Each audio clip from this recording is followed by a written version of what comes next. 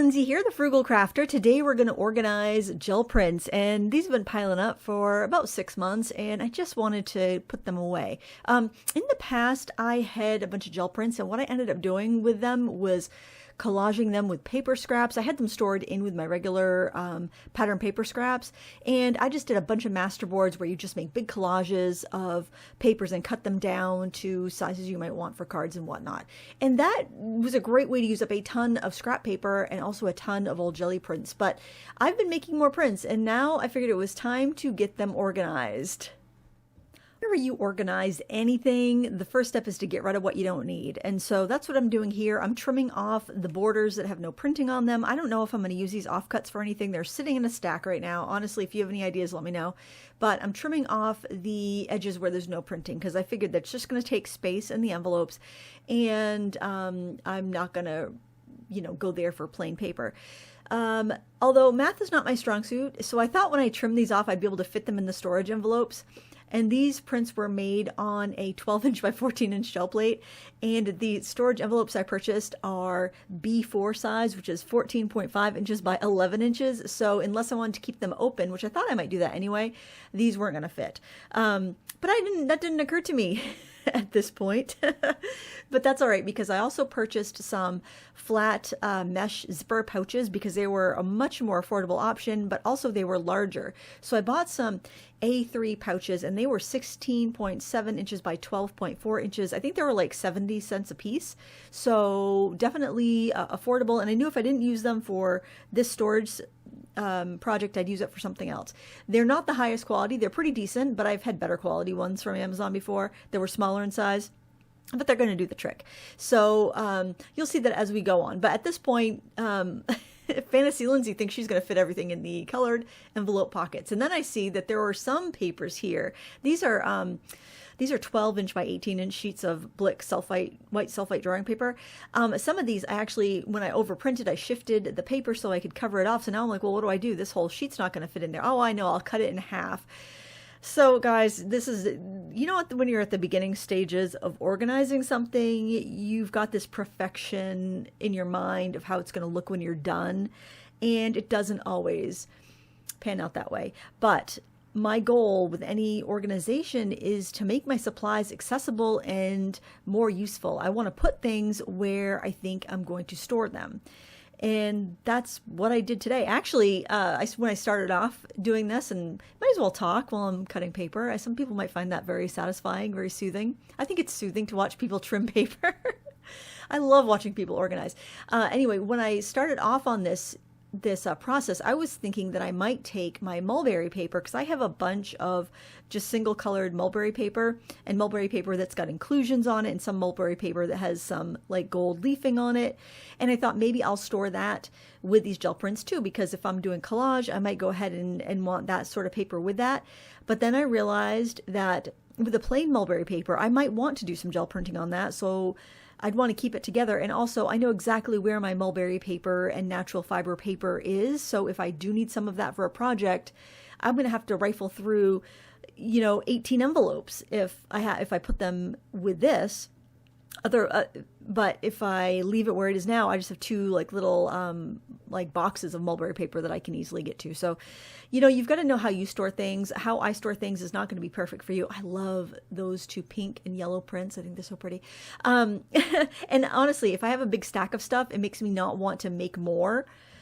And if I organize my prints and everything's nice and tidy, then I know, I have room I can make more because I have room to store them.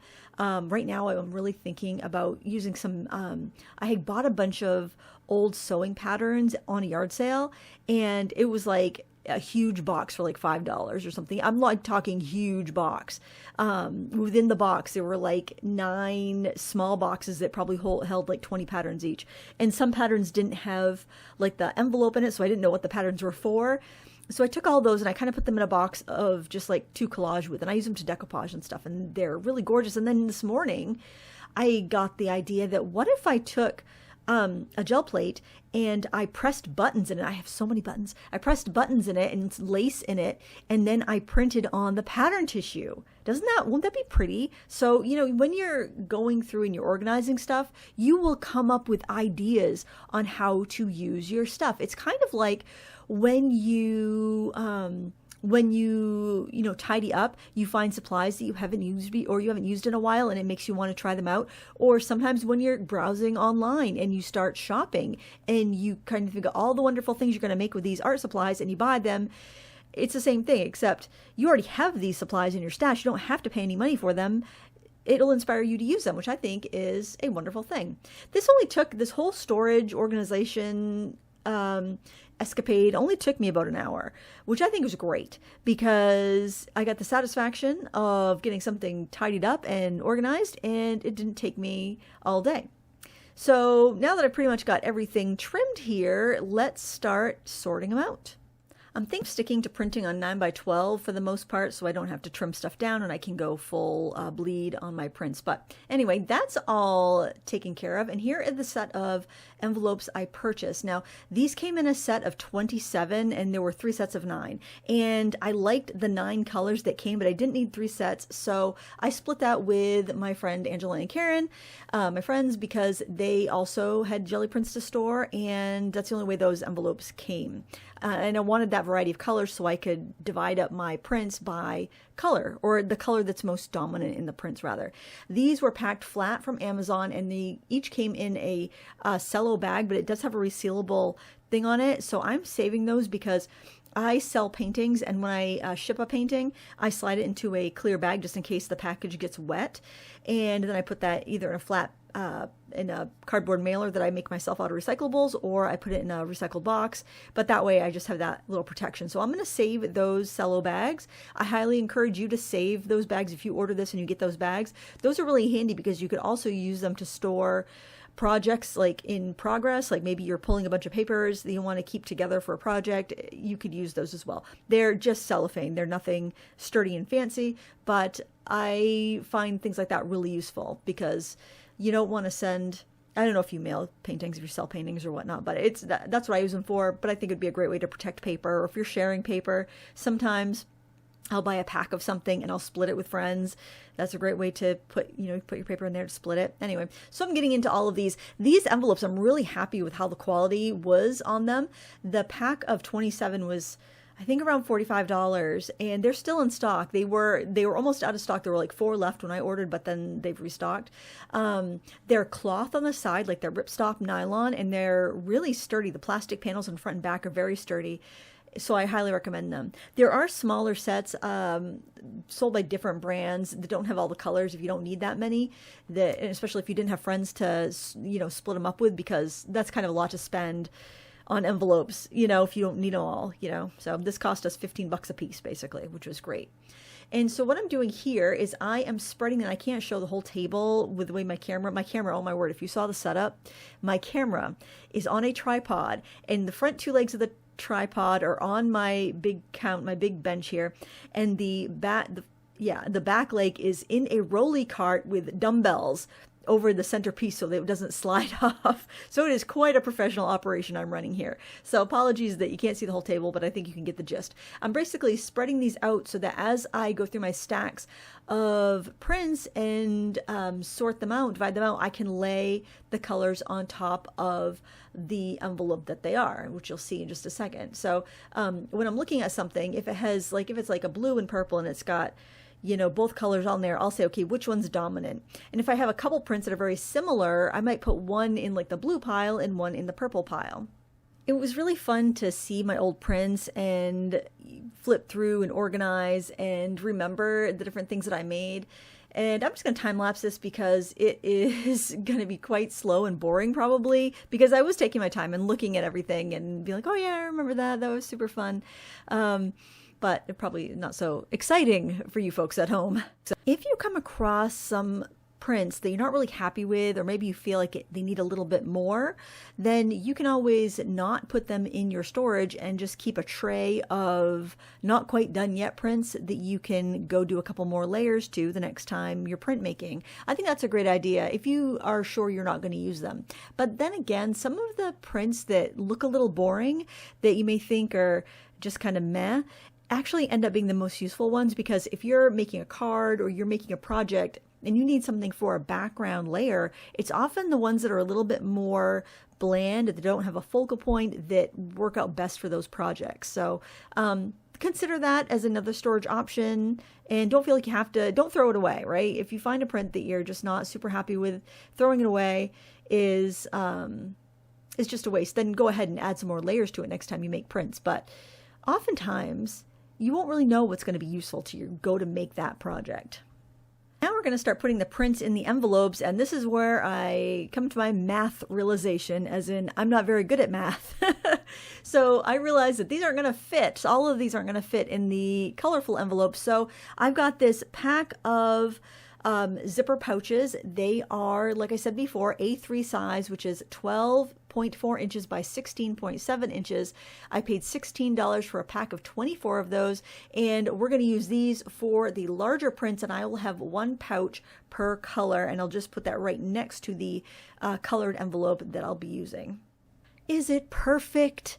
No, but then again, nothing is perfect with art and craft room organization. The only perfect craft room organization is what you see online in the advertisements for the companies that sell craft room organization, or the very pristine professional studios. But let me tell you, they get the junkety junk too. They're just better at hiding it. I want to see the junkety junk, because if I don't see it, I'm not going to use it. So, you know, you may choose to chop down your prints so they all fit in the colored envelopes, or you might just use the pouches and have everything in together. There's no wrong way. It's only the way that works best for you. So as you can see in this magical time-lapse footage, I'm putting the anything that is smaller than, oh gosh, what was that? 11 by 14 is going in the colored pouches, and everything bigger than that is going in the 16 by 12 pouches, the bigger ones there. Now, my biggest jelly plate is 12 inches by 14, so that works for me, but maybe you have one of those chunker 16 by 20 or 18 by 24 gel plates. Oh my gosh, a girl can dream. But then again, where would I store that? I would have to have just like one big portfolio and just probably put all of those sizes together. But as much as I want those, it's not very practical. Unless I was doing art prints for art prints' sake and not just making backgrounds, I think. So, yeah, it's really easy to get on that hamster wheel and want it all. And, yeah, it's a constant struggle. What can I say? I struggled with some little scraps. Like, see some of those little scraps there?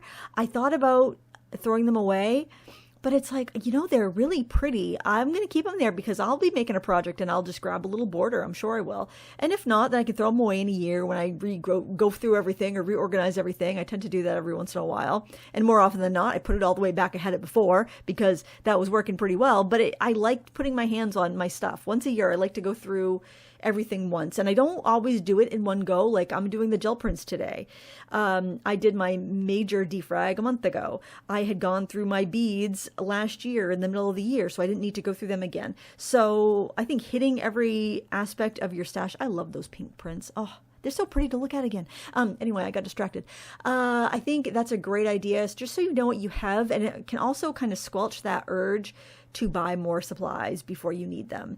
And that's something that I realize that is my stress response with things. When I'm feeling kind of stressed out, buying art supplies, like having them on hand gives me an immense amount of comfort, but I have to be careful because I can really overdo it if I'm not careful. And there we have our stack of beautifully organized stuff. And I've taken that stack of pockets and envelopes. Please excuse my outfit and my lack of grooming, but this is cleaning day. This isn't pretty day. This is a cleaning, grungy hobo day. I thought I would just kind of put them right there because if I don't expand the colored envelopes, they'll sit there just fine. But then I thought, you know, I'm going to want to expand them. So I want to make sure that wherever I choose to put them is going to grow with me as my stash grows. So what I did was I expanded them out. I love the quality of these envelopes. They're very nice. I would highly recommend them. I wish they sold them in just the 9-pack of one so you didn't have to find people to split it with. But I had this basically vacant shelf here. I had some canvas boxes on there, but I put them with some other canvases, so that's fine. So I can, and yes, perfect. Wouldn't that be perfect just to have those envelopes out there without the bigger pouches with them because they just look so aesthetically pleasing in their organized little order there.